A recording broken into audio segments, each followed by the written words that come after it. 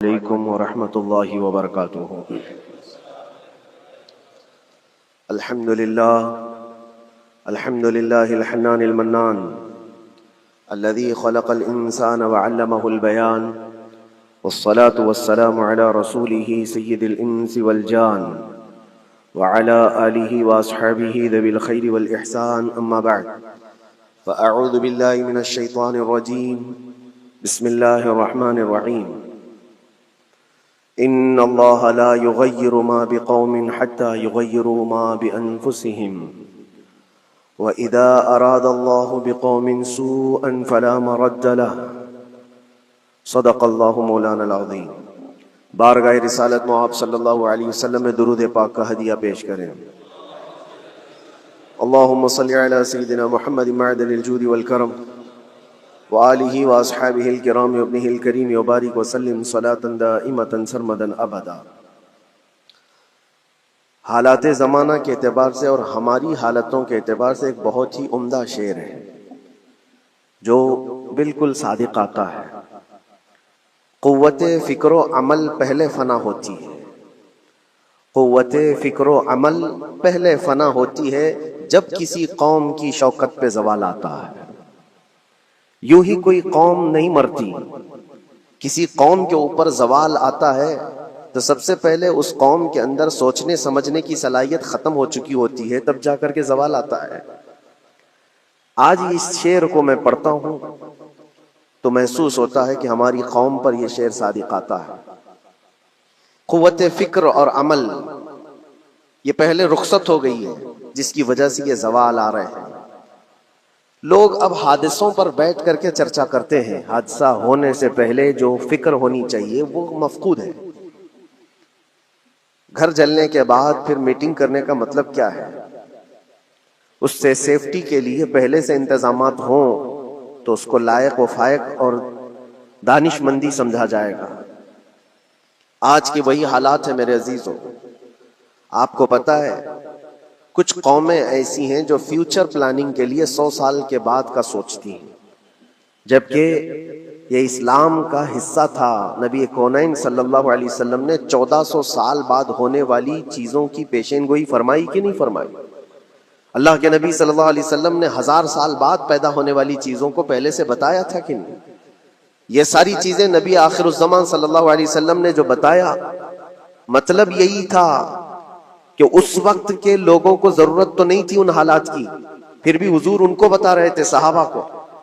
آج جو چیزیں پیدا ہونے والی ہیں وہ رسول پاک کو پتا تھا، 1000 سال بعد ہونے والی چیزیں، لیکن اس وقت کے صحابہ کو یہ باتیں کیوں بتائی جا رہی تھی؟ ان کے حالات تو اس وقت کے نہیں تھے ویسے۔ اس کے باوجود نبی پاک صلی اللہ علیہ وسلم نے ان کو 1000 سال بعد ہونے والی چیزوں کی باتیں اس لیے بتائی کہ یہ دین اسلام فیوچر پلاننگ کے لیے کتنا ایکٹیو ہے، یہ سمجھو آگے کے لیے۔ اس لیے بتایا گیا کہ صحابہ اپنی اولاد کو اور وہ اپنی اولاد کو، وہ اپنی اولاد کو یہ بات منتقل کرتے جائیں اور آنے والے حادثوں سے پہلے سے ذہن پریپیئر رہے، تیار رہے۔ دجال کے فتنے کا ذکر کتنی مرتبہ حدیث پاک میں آیا ہے۔ امت کو نبی پاک صلی اللہ علیہ وسلم نے یوں ہی نہیں چھوڑ دیا۔ دجال کا فتنہ آئے گا، یاجوج ماجوج کا فتنہ آئے گا، یہ ساری چیزیں بتائی گئی کہ نہیں؟ ہر مسلمان تقریباً جانتا ہے آخر زمانے میں ایک بہت بڑا فتنہ دجال کی صورت میں ظاہر ہوگا۔ تو یہ باتیں اتنے 100 سالوں سے چل رہی ہیں کہ ذہن تیار ہے اس فتنے کو کہ اگر ایسا فتنہ آیا تو ایمان پر ڈٹے رہنا ہے، جمے رہنا ہے۔ یہ بات ہوتی ہے آگے آنے والے حادثات سے قوم کو باخبر رکھنا۔ آج جو حالات ہیں، جب کبھی کوئی چیز لٹ جائے تو سارے لوگ سڑکوں پر آ جائیں گے یا پھر کسی نشستگاہ پر بیٹھ کر کے رات بھر میٹنگ کر کے چلے جائیں گے۔ یہ حادثے ہونے کے بعد کے جو حالات ہیں، یہ وہی چیزیں درشا رہی ہیں کہ قوت فکر و عمل فنا ہو گئی ہے۔ قیادت ہمارے ہاں مفقود ہے، کسی ایک قائد کے تحت کوئی ساری قوم آنا نہیں چاہتی۔ آپ کیا سمجھتے ہیں کہ جو ہمارے ساتھ حالات پیش آ رہے ہیں، کبھی مسجدوں کو لے کر، کبھی خانقاہوں کو لے کر، کبھی بزرگوں کے نام کو لے کر، اب ہمارے وقف کی جائیداد کو لے کر، یہ سارے جو معاملات ہیں یہ اچانک آنے والی چیزیں نہیں ہیں۔ بھانپ لیا گیا ہے تمہاری پوری طبیعت کو، تمہارے مزاج کو۔ کہ فکر و عمل کی قوت ان کی ختم ہو چکی ہے. ان کو دو چند چیزوں میں ہی راضی کیا جا سکتا ہے. دنیا یہ سمجھ رہی ہے جس کی وجہ سے کھلواڑ پر کھلواڑ ہوتے چلے جا رہے ہیں، اور ان کو یہ بھی پتہ ہے کہ یہ کچھ نہ کر سکیں گے. میرے عزیزو، آپ نا امید اور مایوس نہ ہو کہ ہم سے کچھ نہیں ہوگا. اللہ کریم چاہے تو ایک بندے سے بھی پوری دھرتی پر زلزلہ لا سکتا ہے.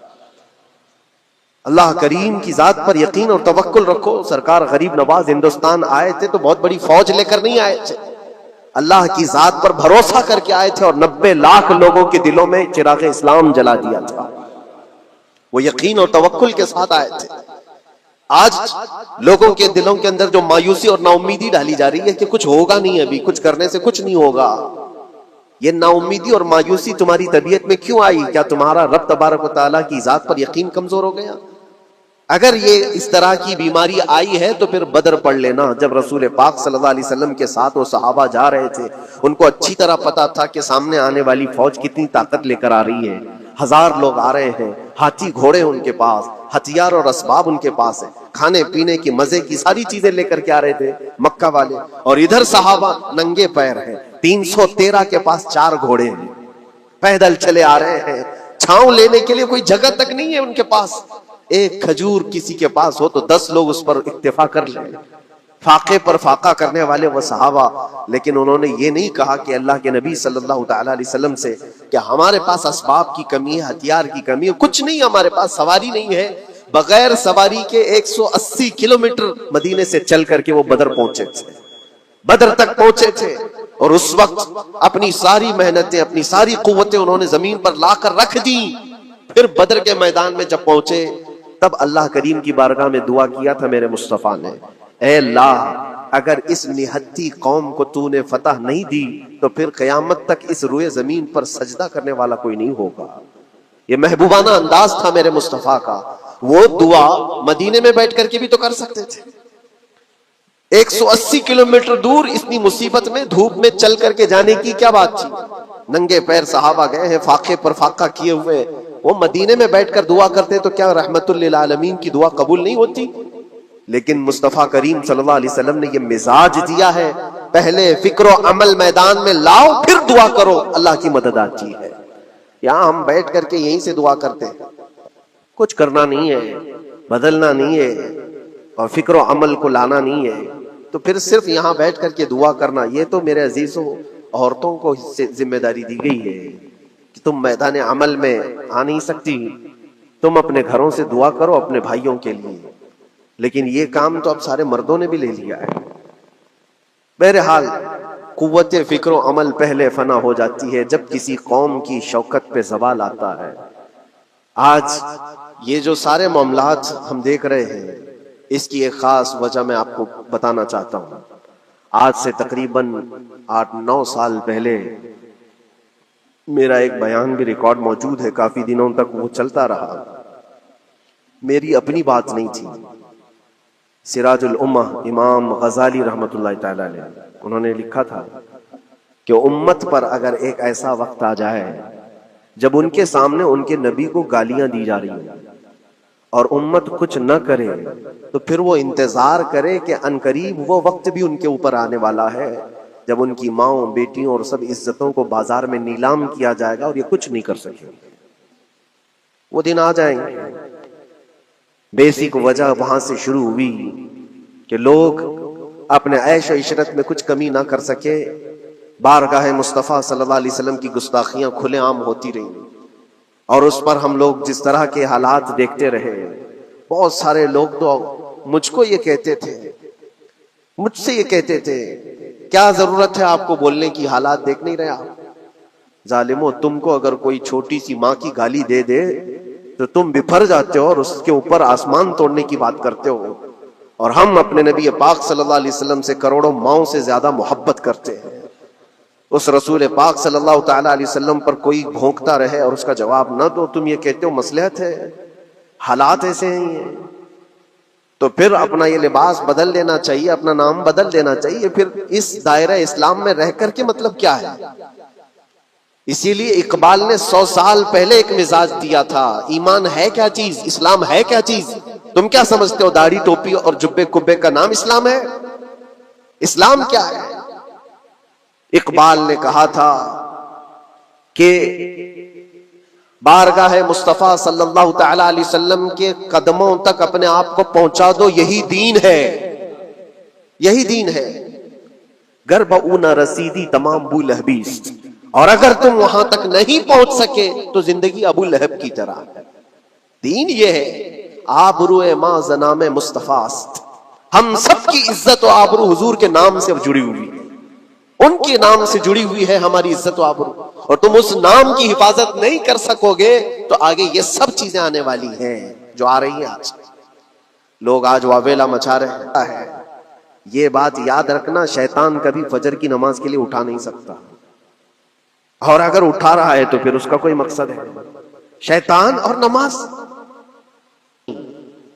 آج سختہ ان کے پاس ہے، طاقت ان کے پاس ہے، حکومت ان کے پاس ہے، ڈپارٹمنٹ ان کے پاس ہے، سب کچھ، جوڈیشری، ہر چیز ان کے پاس ہو، وہ کیا کر رہے ہیں اس سے مجھے مطلب نہیں۔ میں آپ سے یہ پوچھنا چاہتا ہوں، مجھے رہزنوں سے غرض نہیں، تیری رہبری کا سوال ہے۔ تم خیر امت ہو، رسول پاک کی امت میں ہو، تمہاری بھومکا جس کو کہا جاتا ہے، تمہاری یہاں پر زندگی کے معاملات یہ بہت زیادہ اہمیت کے حامل ہیں۔ تم کیسے بن سکتے ہو آج؟ اسی لیے قرآن پاک کی آیت میں نے شروع میں تلاوت کی۔ رب ذوالجلال فرماتا ہے ان اللہ لا یغیر ما بقوم حتی یغیروا ما بانفسہم، بے شک اللہ تعالیٰ اس وقت تک کسی قوم کی حالت نہیں بدلتا جب تک وہ قوم خود اپنی حالت بدلنے کی کوشش نہیں کرتی۔ جب تک اپنی حالت بدلنا نہیں چاہتے اس وقت تک اللہ تبارک و تعالیٰ نہیں بدلے گا۔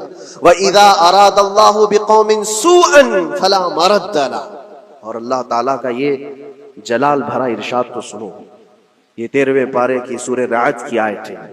اللہ کریم فرماتا ہے اور جب اللہ کسی قوم کے ساتھ سختی کا معاملہ کرنا چاہے، پکڑ کرنا چاہے، تو پھر کوئی طاقت اس کو ٹال نہیں سکے گی۔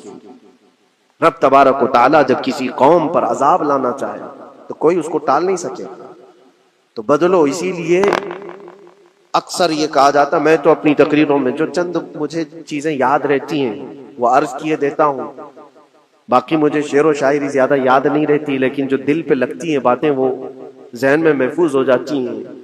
کسی شاعر نے کہا تھا، جگہ جگہ کے تھک چکے ہیں تمہیں یہ ہنگامے، نشاتے لذت خواب گراں بدل ڈالو۔ کیا مطلب ہے؟ روز ایک ایک ہنگامہ ہوتا ہے، تم کو جگا رہا ہے، اٹھ جا اے مسلمان، اٹھ جا۔ نشاتے لذت خواب گراں بدل ڈالو، لمبی نیند سونے کی جو عادت پڑی ہوئی ہے اس مزے کو بدل ڈالو۔ غلط روی سے منازل کا بعد بڑھتا ہے، مسافروں رویش کارواں بدل ڈالو۔ شاعر نے کہا ہے ادھر ادھر کی لے میں چلتے رہو گے تو منزل لمبی ہو جائے گی۔ جس راستے پر تمہیں چلنا ہے اگر بار بار ادھر ادھر مڑتے رہو گے، غلط روی اس کو کہتے ہیں، غلط چلنے سے منازل کا بعد بڑھتا ہے، منزل لمبی ہو جاتی ہے، جہاں پہنچنا تھا وہ پہنچ ہی نہیں پاؤ گے۔ اسی لیے شاعر کہتا ہے مسافروں رویش کارواں بدل ڈالو، قافلے کے چلنے کا جو طریقہ ہے اس کو بدل لو تم۔ یہ پوری کی پوری بات ہم پر فٹ ہوتی ہے، چلنے کا انداز بدل ڈالو اے نوجوان۔ جہاں کسی کے گھر میں آگ لگی وہ دھواں اٹھ رہا ہو، اور اگر کوئی نوجوان اندر بیٹھ کر کے یہ کہتا ہو کہ یہ ساون کا موسم ہے یا پھر یہ ابر رحمت ہے، تو اس کی سوچ پر ہم کیا کہیں۔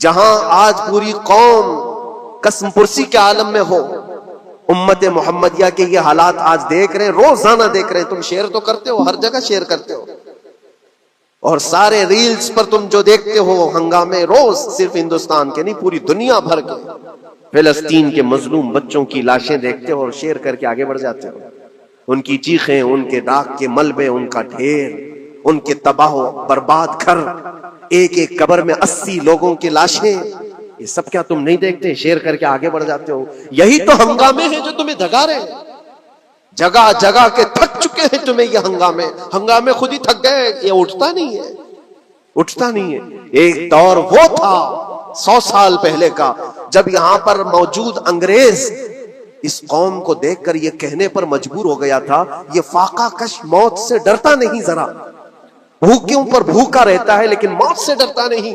روح محمدی اس کے بدن سے نکال دو. روح محمدی ان کے بدن میں تھی. انگریز تھر تھراتے تھے. اس قوم کا کوئی جواب ہی نہیں ہے.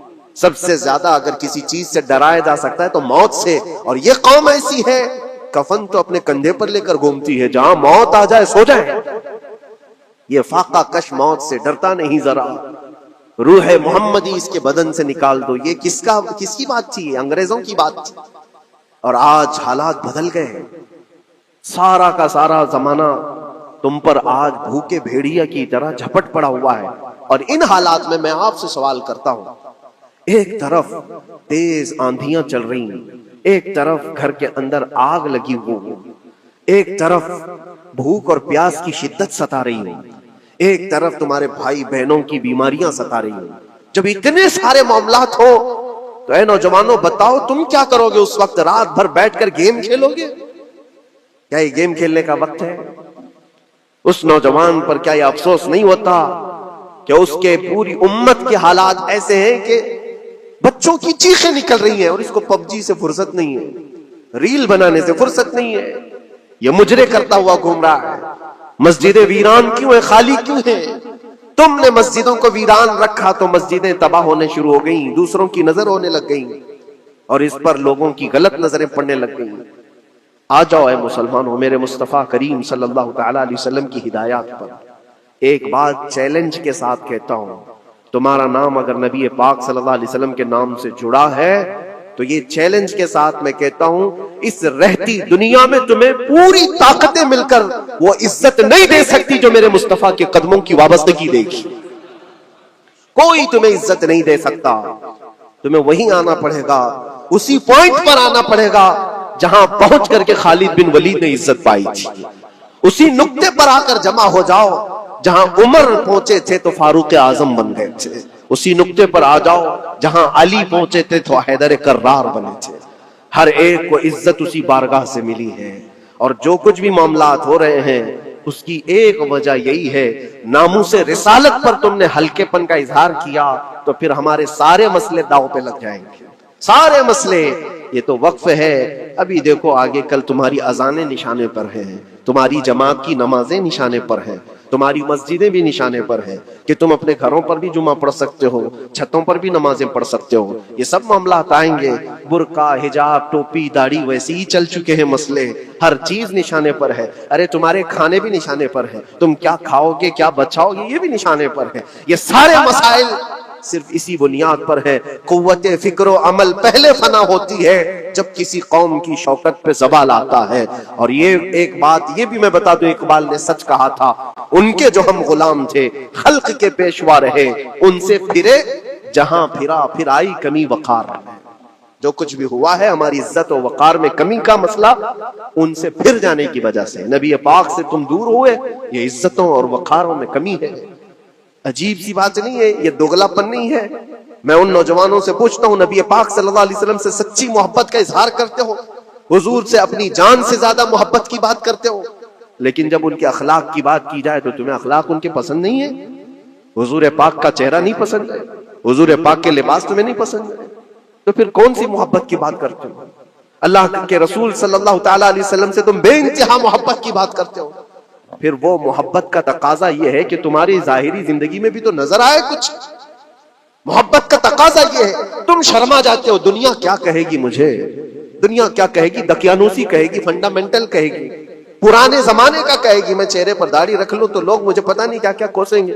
تم نے دنیا کے لیے اپنے آپ کو بدل لیا, یہ نہیں سوچا کہ یہ وہی دنیا ہے جو 4 دن کے بعد میری دوستی کو لات مارے گی اور 4 دن کے بعد مجھے قبر میں رکھ کر کے منو مٹی پر دبا دے گی, اور مجھے جانا تو ہے پھر قبر میں منہ دکھانا ہے تو اسی مصطفیٰ کو دکھانا.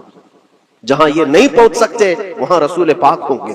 محشر کے میدان میں جہاں کوئی سہارا نہیں ہوگا اس وقت رسول پاک تمہارا ہاتھ پکڑ رہے ہوں گے, اور تم نے ان کا خیال نہیں کیا. آ جاؤ اسی نقطے پر, اسی پوائنٹ پر جہاں ہماری کامیابی مضمر ہے. میں صرف اور صرف اپنے بیانوں میں یہی چیز عرض کرنا چاہتا ہوں، صرف اتنا چاہتا ہوں اے نوجوانوں، جس کے نام سے تم آباد ہو اس نام کے ساتھ صحیح معنوں میں جڑ جاؤ، کیونکہ قرآن کا وعدہ ہے وَلَا تَهِنُوا وَلَا تَحْزَنُوا وَأَنْتُمُ الْأَعْلَوْنَ إِن كُنتُم مُؤْمِنِينَ، گھبراؤ مت، پریشان مت ہو، تم سب سے زیادہ بلند رہو گے۔ اگر اللہ نے فرمایا ہے تو یہ 100% حق ہے، اللہ نے فرمایا ہے تم سب سے زیادہ بلند رہو گے، لیکن آگے رب فرماتا ہے ان کنتم مؤمنین، اگر تم سچے ایمان والے ہو جاؤ۔ اور ایمان کس کو کہتے ہیں؟ لا یؤمن احدکم حتی اکون احب الیہ من والدہ وولدہ والناس اجمعین، میرے آقا فرماتے ہیں ایمان اس وقت تک کمپلیٹ نہیں ہوگا جب تک تم اپنے ماں باپ اولاد اور ساری دنیا سے زیادہ مجھ سے محبت نہ کرو۔ یہ ہے، اور اخیر میں یہی کہوں گا، ہر مسئلے کا حل، سارے تمام ایشوز کا خلاصہ، علاج ایک ہی چیز میں ہے کہ محمد سے وفا ہے۔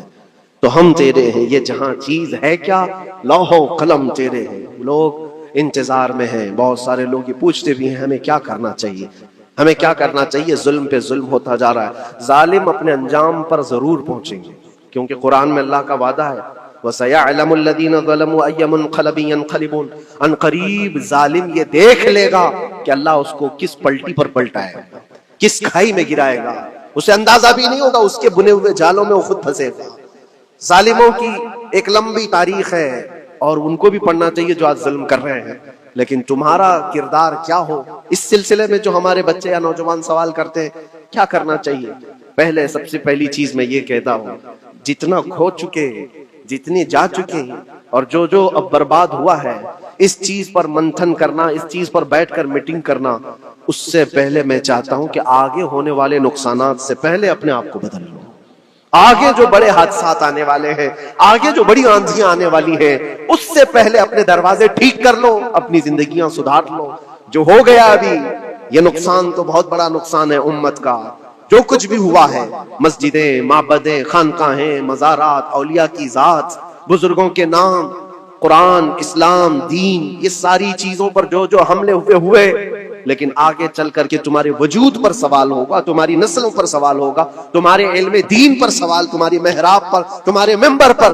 کل کو دیکھنا یہ آزادی بھی ختم کر لی جائے گی، ممبر سے کوئی کھلے عام بول بھی نہیں سکے گا۔ یہ آج جو ہم بیان کر رہے ہیں، آگے چل کر کے دیکھنا یہ آوازیں بھی بند کر دی جائیں گی، یہ کھلے عام کوئی مولوی بول نہ سکے، جو ہم چاہیں وہی بولیں۔ میرے عزیزوں، اس وقت کے ان حادثوں سے بچنے کے لیے میں کہتا ہوں ابھی اپنے آپ کو بدل لو، مسافروں روش کارواں بدل ڈالو، اٹھو وگرنہ حشر نہ ہوگا پھر کبھی، دوڑو کہ زمانہ چال اپنی چل گیا۔ اللہ کریم ہم سب کی قوت فکر و عمل پھر سے عطا فرمائے۔ رب تبارک و تعالی ہمیں اتحاد و اتفاق نصیب فرمائے۔ رب تبارک و تعالی دامن مصطفیٰ میں سارے مسلمانوں کو جمع ہونے کی توفیق عطا فرمائے۔ گنبد خضرا کی چھاؤں میں مولا ہمیں عزت و وقار عطا فرمائے۔ رب تبارک و تعالی ظالموں کو جلد ان کے ٹھکانے پر پہنچا دے۔ اے کریم خدا ارحم الراحمین، مولا ہمارے شعائر اسلام کے ساتھ جو کچھ بھی ہو رہا ہے، غیب سے تو مولا مدد کے اسباب پیدا فرما دے۔ ہمارے درمیان مولا قیادت اور سچی قیادت عطا فرما۔ اے کریم خدا ارحم الراحمین، خصوصاً تیرے دربار میں التجا ہے مولا، فلسطین کے نہتے مظلوموں کی غیب سے مدد فرما۔ جبرائیل امین کی تائید انہیں عطا فرما، رحمت کے فرشتوں سے ان کی مدد فرما۔ مولا پورا شہر راکھ کے ڈھیر پر ہے، اے کریم خدا خوشیاں دیکھے انہیں زمانہ بیت گیا، مولا ان کے گھروں میں خوشیاں عطا فرما۔ اے اللہ ان بلکتی ہوئی ماؤں کو، ان کی جو گودیں اجاڑ دی گئی ہیں، ان کے گھر جو برباد کیے گئے ہیں، ان کے شہیدوں کو قبول فرما، ان کے زخموں کو مولا تو شفا عطا فرما۔ اے کریم خدا خصوصیت کے ساتھ ان کے، ہمارے اور تیرے دشمنوں کو ہلاک و برباد فرما دے، ان کی زمین ان کے لیے تنگ فرما دے۔ ربنا وآتنا ما وعدتنا على رسلك ولا تخزنا يوم القيامة انك لا تخلف الميعاد برحمتك يا رحمة